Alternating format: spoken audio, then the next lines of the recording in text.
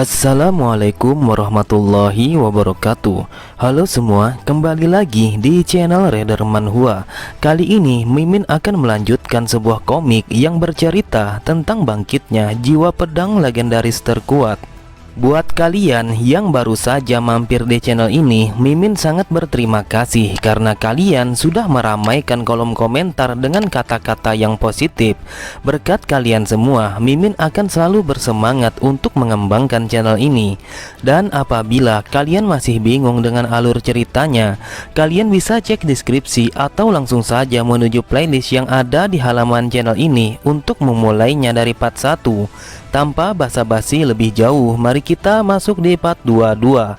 Cerita dimulai. Informasi konflik antara Murim dan juga Unrivaled Faction yang diberikan oleh Wonwi ternyata memiliki konsekuensi yang lebih besar daripada dugaannya. Cerita pun berpindah ke provinsi Jiangqi, tepatnya di puncak Hingrok. Di dalam sebuah gua, terdengar dua orang yang sedang berbicara. Kapan rumor ini mulai menyebar? Apakah cabang lain sudah mengetahui tentang rumor itu? Ia pun menjawabnya, saya mendapatkan rumor ini 9 hari yang lalu, dan kita adalah pihak pertama yang mengetahui tentang itu. Lalu dalam waktu 15 hari, semua cabang dari Kultus Blood akan mendengar berita ini. Sambil membaca sepucuk surat, ia berkata, situasinya semakin menarik, itu lebih cepat dari dugaanku, dan sudah saatnya bagi kultus kita untuk kembali bangkit. Mendengar perkataan masternya, ia sangatlah terkejut. Ia masih belum memahami apa yang dimaksud dengan ucapan sang master. Lalu sang master kembali berkata dengan memintanya untuk memanggil Gemun dan juga Yunjai. Dan masternya juga memintanya untuk segera bersiap pergi ke lembah darah. Ini sudah saatnya untuk kebangkitan kita. Meskipun kultus ini masih dalam keadaan terpecah dan belum bersatu. Oleh sebab itu, aku harus turun tangan secara langsung untuk meluruskan segalanya. Sambil memperhatikan, ia bergumam, aku tidak bisa mengabaikan keputusannya kalau ia ingin pergi ke lembah darah. Tetapi yang aku tahu, bukankah dia telah melihat Yehyang secara romantis? Cerita kembali berpindah. Terlihat Wonwi yang menjadikan Wahyun sebagai kelinci percobaannya. Ia berkata, sudah 4 hari sejak aku mempelajari mata ilusi, dan sejak saat itu aku selalu fokus untuk mencari tahu seluk-beluk mata ilusi ini. Level pertama sama persis yang diucapkan oleh Master Bloodstar ke-6. Sekarang aku telah bisa membuat orang-orang kehilangan fokus dengan begitu mudah. Namun level kedua cukuplah berbeda. Meski memang ada beberapa perbedaan, akan tetapi aku mampu mengendalikan orang lain selama 5 detik. Dengan mempertimbangkan hal ini, bahkan jika misalnya aku tidak membangunkan Yehwa, maka dia akan tersadar dengan sendirinya. Dan juga mereka yang sudah terkena kemampuan ini tidak akan bisa terkena lagi untuk yang kedua kalinya. Kemarin aku mencobanya kepada Juabek untuk yang pertama kali, tetapi keesokan harinya kemampuan ini sudah tidak mempan kepadanya. Bahkan aku juga tidak bisa mengorek informasi ataupun ingatan orang lain setelah aku mencoba menanyakan kepadanya teknik rahasia 18 teknik pukulan naga. Mereka hanya melakukan apa yang telah diperintahkan. Itulah aku merasa kecewa setelah gagal mendapatkan informasi dari mereka. Terlebih lagi, setelah aku mencobanya kepada sang Evil, aku pun langsung dihajarnya habis-habisan. Di sini aku menyadari kalau kemampuan ini tidak akan mempan terhadap seseorang yang memiliki level lebih tinggi dan juga mental yang kuat. Aku rasa itu adalah hal yang wajar karena Master Hanbika belum mencobanya kepada sang Evil. Level kedua dari teknik mata ilusi membutuhkan energi inti bawaan yang banyak. Mungkin saja kekuatan mata ilusi itu selaras dengan energi inti bawaan. Itulah sebabnya Master Hanbika hanya mampu menguasai di level pertama. Kalau begitu, apakah aku bisa menguasai level ketiga setelah energi inti bawaanku semakin padat? Sampai pada 20 hari setelah mempelajari teknik mata ilusi, kami pun kembali berlatih bersama sang Evil. Dengan tatapan mata yang tajam, ia berkata, kau hanya bertahan selama 3 detik. Apa kau paham kau tidak boleh berpuas diri hanya dengan jabatan sebagai seorang komandan sekuat saat kau berada di bawah bimbinganku? Apa yang kalian lakukan? Padahal kalian sudah bekerja sama untuk melawanku. Akan tetapi kalian hanya mampu membuatku bergerak sebanyak 4 langkah. Harusnya kalian malu memiliki pangkat sebagai komandan, tapi kalian masih selemah itu. Di dalam hatinya Wonwi berkata, ini sangat menyebalkan. Rasanya aku ingin melawannya dengan semua kemampuanku karena dia terus saja memancing mental kami. Tetapi itu tidak akan ada perubahan sama sekali, sebab Sang Evil adalah seorang monster yang melampaui batas manusia. Agar aku bisa bertarung seimbang dengannya, maka aku harus mencapai level ke-6 dari teknik berpedang Luminous Star seperti Master Hojang Dai. Namun Iron berkata, itu masih belum pasti karena Sang Evil sekarang sudah bertambah kuat. Semenjak terakhir kali aku melihatnya, dia sudah seimbang bahkan melebihi kekuatan masterku. Sudah 15 tahun sejak terakhir kali mereka berdua bertarung. Memang sewajarnya kalau seni bela dirinya jauh berkembang daripada waktu itu. Dan untuk mengalahkannya, Master Hojang Dai harus mencapai level 7 teknik berpedang Luminous Star yang tidak bisa ia capai ketika ia masih hidup. Tiba-tiba saja Sang Evil langsung terdiam ketika menyadari akan kehadiran seseorang. Ada apa dengannya? Mengapa dia langsung menghentikan latihan kami begitu saja? Ternyata jauh di atas sebuah tebing terlihat Nona Hayon yang datang untuk menemui mereka. Apa yang membuatnya datang ke sini sendirian? Apakah ada sesuatu yang sangat penting sehingga ia langsung datang ke sini? Sejak malam itu dia selalu saja mengabaikanku. Jadi aku pikir dia tidak mau berbicara kepadaku lagi. Seakan tahu apa tujuan Hayon datang ke sini hanya seorang diri, Sang Evil pun meminta Wonwi untuk pergi menemuinya. Beberapa saat kemudian, setelah mereka bertemu, Hayon berkata, apakah kau tahu siapa aku? Saat mendengar Wonwi yang menjawab kalau ia adalah Hayon, ia pun berkata, kau pasti tahu bahwa bukan itu yang aku maksud. Kau tampaknya jauh lebih cerdas daripada orang lain. Tetapi agak sedikit aneh jika kau tidak mengetahui identitas asliku. Apakah kau hanya berpura-pura atau memang tidak mengetahui apapun? Wonwi berpikir, aku hanya diam saja karena dia selalu saja menyembunyikan identitasnya, meskipun dia sering sekali memberikanku beberapa petunjuk. Jadi aku rasa sebaiknya aku membiarkannya tahu kalau aku sudah mengetahui identitas aslinya. Namun belum sempat Wonwi mengatakan itu, mereka berdua telah dikejutkan oleh kehadiran seseorang yang datang dari dalam hutan. Sambil memberi hormat ia berkata, akhirnya aku menemukan orang lain. Aku sudah tersesat, namun aku tidak menemukan satu orang pun yang bisa memanduku. Apakah kalian berasal dari lembah darah? Di samping itu, Sodam yang melihat kedatangannya dengan herannya ia berkata, apakah memang ada seekor katak yang bisa berbicara? Ini baru pertama kalinya aku melihat manusia yang berbentuk seperti itu. Dengan santainya ia kembali berkata, jika kau memang dari lembah darah, apakah kau bisa memanduku setelah aku beristirahat? Karena aku belum pernah ke sini, jadi aku sangat bingung dengan arah jalannya. Hayon pun bertanya siapa dia sebenarnya karena seenaknya memerintahkan orang lain yang baru saja ia temui. Sambil mengeluarkan sebuah tanda nama, ia pun mengatakan, aku adalah Yunjai, murid kedua dari Elder Xiaogalma, master tertinggi kedua di kultus ini. Aku kenal dengan nama itu. 10 tahun lagi dia akan menjadi sangat terkenal, dan dia mendapatkan julukan sebagai master pedang katak berdarah. Dia mendapatkan julukan itu karena penampilannya dan caranya membunuh semua orang yang telah mengoloknya dengan sebutan itu. Dulunya dia sangat aku takuti, namun sekarang sama sekali aku tidak takut kepadanya. Kemudian Wonwi pun mengatakan, aku merasa terhormat karena bisa bertemu denganmu, wahai murid kedua dari elder tertinggi kedua. Aku adalah murid pertama dari elder tertinggi keempat dan namaku adalah Suwonwi. Seketika Wonwi bergumam ketika melihat reaksinya yang telah mendengar namanya. Ada apa dengannya? Kenapa dia melihatku seperti melihat seekor buruan? Apakah aku sangat terkenal sampai-sampai aku mendapatkan reaksi yang begitu?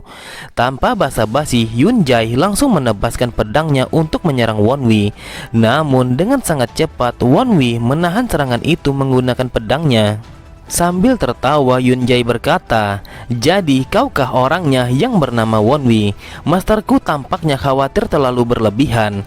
Ini sangat mustahil orang lemah sepertimu bisa menjadi murid dari elder tertinggi keempat." Wonwi pun bergumam, "Aku memang sudah menduga kalau dia memang kuat, tetapi aku tidak menyangka kalau sekuat ini. Dia bukanlah seseorang yang bisa aku lawan dengan tenaga dalam dari energi bawaanku."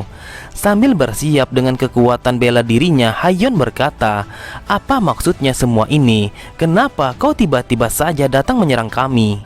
Masih dengan santainya, Yunjai berkata, "Dilihat dari teknik bela dirimu, kau adalah murid dari Blue Star ke-6.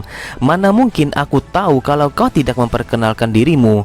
Aku dengar ada banyak wanita cantik di sana." Lalu Wonwi pun berkata kalau ia yang akan melawannya. Di dalam hatinya Wonwi berkata, "Aku tidak boleh menyembunyikan kemampuanku ketika aku melawannya." Mendengar itu, Yunjai kembali berkata, "Apakah kau maju melawanku karena dia seorang perempuan? Aku akan mengujimu seberapa kuat murid dari master tertinggi keempat."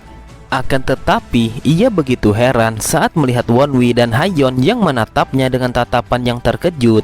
Di saat ia melirik ke arah belakangnya, ia sangat terkejut ketika sang Evil yang berkata, "Itu adalah ucapan yang bagus. Biar aku lihat seberapa tangguhnya dirimu."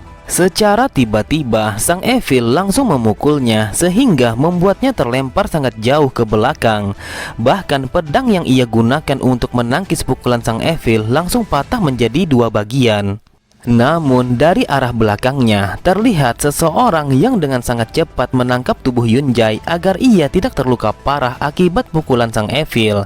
Sambil menahan rasa sakitnya, ia berkata, "Wahai Master, saya sangat berterima kasih karena Anda sudah menyelamatkan saya. Saya tidak menyangka Anda telah sampai ke tempat ini dengan begitu cepat." Melihat itu, Wonwi bergumam. Dalam sekejap dia telah mengubah kekuatan tinjuan pada tubuh Yunjai menjadi energi telapak tangan. Dan apabila Yunjai memanggilnya dengan sebutan Master, sudah pasti dia adalah salah satu dari 4 elder tertinggi kultus ini. Aku yakin kalau orang tua itu adalah Xiao Galma, Master tertinggi kedua di dalam kultus Blood. Dengan santainya, sang Evil berkata, "Sudah 4 tahun kita tidak bertemu. Jadi apa tujuanmu jauh-jauh datang ke sini? Apakah karena isi dari surat itu?" Mendengar percakapan mereka berdua, Wonwi pun bergumam, "Aku kira mereka memiliki hubungan yang agak bersahabat, tetapi nada bicara yang mereka gunakan sangatlah kasar." Sambil tertawa, Galma mengatakan, "Itu memang benar, aku datang ke sini karena isi dari surat itu. Namun nampaknya setelah sampai di sini ada sedikit kesalahpahaman." "Apa kau pikir ini adalah kesalahpahaman? Muridmu telah menyerang muridku dan ini bukanlah hal yang main-main. Kalau aku tidak ada di sini, mungkin dia akan cedera." Menanggapi hal itu, Galma hanya tersenyum. "Apa kau tahu hal kecil seperti ini bisa saja terjadi di antara teman seumuran yang masih muda. Aku rasa muridku telah lama mengurung diri, dia pasti merasa kompetitif." Namun tiba-tiba ia sangat terkejut saat mendengar sang Evil yang mengatakan kalau muridnya dengan sengaja telah menyinggungnya. Dengan tatapan mata yang tajam, ia pun bertanya kepada Yunjai apakah itu memang benar adanya. Ia pun berkata, "Mana mungkin saya berani menyinggung seorang elder 4 tertinggi di kultus ini. Hanya saja menurut saya murid sang elder itu adalah sebuah penghinaan baginya, karena seni bela diri muridnya itu sangatlah lemah." Mendengar perkataannya itu, Wonwi berkata di dalam hatinya, "Dasar brengsek, dia baru pertama kali bertemu denganku, tetapi dia sudah menghinaku." Tiba-tiba saja sebuah tangan telah menangkap kepala Yunjai dan tanpa pikir panjang ia langsung menghempaskan kepalanya ke arah tanah. Ia berkata, "Dari mana kau belajar berkata seperti itu? Bisa-bisanya kau membuat alasan ketika sang elder sedang berbicara."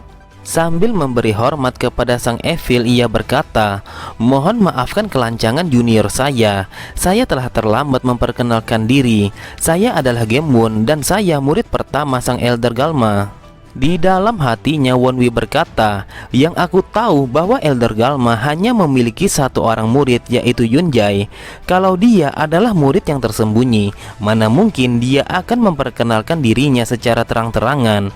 Aku rasa sesuatu pasti telah terjadi selama 10 tahun ini. Mungkinkah dia telah mati? Bahkan sekte ortodok mempunyai konflik di antara murid dan penerusnya. Dan di dalam kultus blood ini, yang mana termasuk sekte onortodok, pastinya jauh lebih parah. Galma pun berkata, aku minta maaf atas kelancangan murid keduaku, karena kau sudah memberinya pelajaran. Bagaimana kalau masalah ini kita sudahi saja? Sang Evil pun berbisik kepada Wonwi, masalah ini tidak akan pernah terjadi apabila kau lebih kuat dan bisa mengalahkan bocah sialan itu. Wonwi pun hanya menjawab, bagaimana saya bisa lebih kuat, sedangkan saya baru belajar selama 1 tahun dan dia sudah belajar jauh lebih lama. Kemudian Sang Evil pun bertanya kepada Galma apa tujuannya datang ke sini bersama kedua muridnya, sedangkan ia bisa saja mengirim seorang utusan. Sambil tersenyum, Galma pun berkata dengan penuh percaya diri, aku datang ke sini ingin menjodohkan sang nona muda kepada salah satu dari kedua muridku. Mendengar itu, Wonwi berpikir apa yang ia maksud menjodohkan Hayon bersama salah satu dari kedua muridnya. Aku yakin jika Hayon mendengar ini, ia pasti akan sangat terkejut. Benar saja, dari arah belakangnya terlihat Hayon yang sangat shock sekali saat mendengar pernyataan itu. Beberapa saat kemudian, mereka pun telah duduk bersama di ruang pertemuan untuk membicarakan tentang perjodohan yang telah dikatakan oleh Elder Galma. Sambil berteriak, Sang Evil tidak terima jika Nona Hayon akan dijodohkan kepada salah satu dari muridnya. Ia berkata, apa yang kau maksud dengan kata-katamu itu? Masih dengan santainya Galma berkata, seperti yang aku katakan, demi pemersatuan kultus, kau harus menghindari sebuah konflik. Dan nona muda harus merelakan keinginannya untuk mendapatkan posisi sebagai ketua kultus. Oleh sebab itu, ia harus bersiap untuk menikah dan mengandung seorang ahli waris. Wonwi yang mendengar percakapan mereka, ia bergumam, sikapnya jauh lebih sopan daripada Sang Evil. Namun perkataannya itu sangatlah belak-belakan. Dan yang aku lihat bahwa Blue Star ke-6 dan juga semua muridnya, jelas sekali mereka tidak bisa menahan emosi untuk tidak terkejut. Berani sekali kau mengatakan itu, padahal kau sangat tahu bahwa nona muda berasal dari garis keturunan yang sangat diakui. Kau pikir kau bisa mengatakan apapun semaumu hanya karena kau memiliki sebuah mulut. Terlihat Sang Evil begitu marah sehingga tanpa sengaja ia telah mengeluarkan aura yang sangat mengerikan. Apakah kau ingin kubunuh? Berani sekali kau ingin menikahkan nona muda dengan salah satu dari muridmu dan berjanji untuk mengandung seorang pewaris sebagai ganti dari perlindungannya. Selain Elder Galma, mereka semua menjadi sangat tegang. Sensasi ini seolah-olah menghantam seluruh tubuhku. Dalam sekejap karena amarahnya, ia langsung mengisi semua ruangan ini dengan energi inti bawaannya. Kekuatannya yang sesungguhnya membuat kami menjadi sulit untuk bernafas. Galma pun menanggapinya dengan santai. Ia berkata, aku kesini bukan untuk mengajak berkelahi, akan tetapi pikirkanlah masalah ini dengan logis. Dan itu sebuah kebenaran yang telah diketahui oleh semua orang. Para Blue Star dan juga Elder tertinggi pertama, mereka telah memutuskan untuk menjadikan Nona Yehyang sebagai ketua kultus yang baru. Meski Elder tertinggi ketiga belum menentukan pilihannya, tetapi dia pernah berkata bahwa dia lebih cenderung ke arah mayoritas. Bukankah kau pernah berkata kalau kau masih bingung untuk memilih di antara keduanya? Kemudian ia bertanya kepada Hanbika siapa saja yang telah menyatakan bahwa mereka akan mendukung Nona Hayon. Mereka pun langsung terdiam ketika Galma yang mengatakan, menurutmu apa yang akan terjadi jika aku juga telah memilih Nona Yehyang sebagai ketua kultus yang baru? Namun ia begitu marah saat Sang Evil menyimpulkan perkataannya dengan mengatakan kalau dia telah mengancam Nona Hayon. Sambil memegang pedangnya ia berkata, dasar bajingan, aku adalah sang kaisar pedang kehancuran. Apakah aku terlihat seperti seseorang yang akan melukai putri sang pemimpin? Melihat situasinya yang mulai memanas, Hanbika mencoba untuk menenangkan mereka berdua yang mulai memancarkan energi bawaan mereka masing-masing. Apa yang kalian lakukan di hadapan nona muda? Tiba-tiba mereka berdua langsung terdiam saat suara Hayon yang bergema di seluruh ruangan itu. Seketika mereka semua langsung berbalik badan. Paman Galma, Paman Evil, bolehkah aku memanggil kalian begitu sama seperti yang dulu? Melihat Sodam yang kebingungan dengan reaksi mereka, Wonwi pun menjelaskan bahwa teknik itu adalah transmisi suara ke segala arah. Teknik ini jauh lebih hebat daripada bisikan frekuensi, dan juga teknik ini bisa menyembunyikan keberadaan orang yang berbicara. Alasan mereka yang berbalik badan adalah kemungkinan agar kita tidak bisa melihat tenggorokan siapa yang telah bergetar. Aku tahu bahwa tenaga dalamnya jauh di bawah kita, tapi bagaimana bisa dia mampu menggunakan teknik transmisi suara? Apakah dia sudah menjadi lebih kuat? Kemudian Hayon berkata, aku akan meluruskan pembicaraan ini kepada Paman Galma. Paman telah memutuskan untuk mendukung saudariku dalam hal menjadi ketua kultus. Jadi apa sebabnya Paman memintaku untuk menikah? Galma pun menjawab, sebenarnya aku juga ingin mendukungmu jika faktor yang kita pertimbangkan hanyalah garis keturunan kalian. Tapi kenyataannya kita membutuhkan seorang penerus yang lebih kuat, karena saat ini kita sedang menghadapi sebuah evolusi di kultus kita. Ia pun kembali berkata saat Hayon yang mengatakan apakah saudarinya jauh lebih kuat. Aku minta maaf, tapi memang itu solusi yang aku dapatkan untuk melindungimu dan juga garis keturunan. Jika kau merelakan posisi ketua demi mempersatukan kultus, lalu kemudian mengandung seorang pewaris, maka kau akan mendapatkan kekuatan untuk menghentikan perombakan yang dilakukan oleh Nona Yehyang. Di sisi yang lain, Wonwi yang mendengar itu ia bergumam, dia tidaklah salah, hal ini akan berguna untuk menyatukan, dan itu bisa menjadi alasan yang kuat untuk melindungi Hayon. Terdengar sang Evil yang berbicara dengan nada yang sinis, ia berkata, kita anggap perkataanmu itu memang benar, tetapi kenapa harus dengan muridmu? Apakah itu agar kau bisa memiliki pengaruh yang besar? Dengan santainya Galma menjawab, kalau bukan muridku, lalu siapa lagi yang lebih pantas untuk menjadi suami Nona Hayon?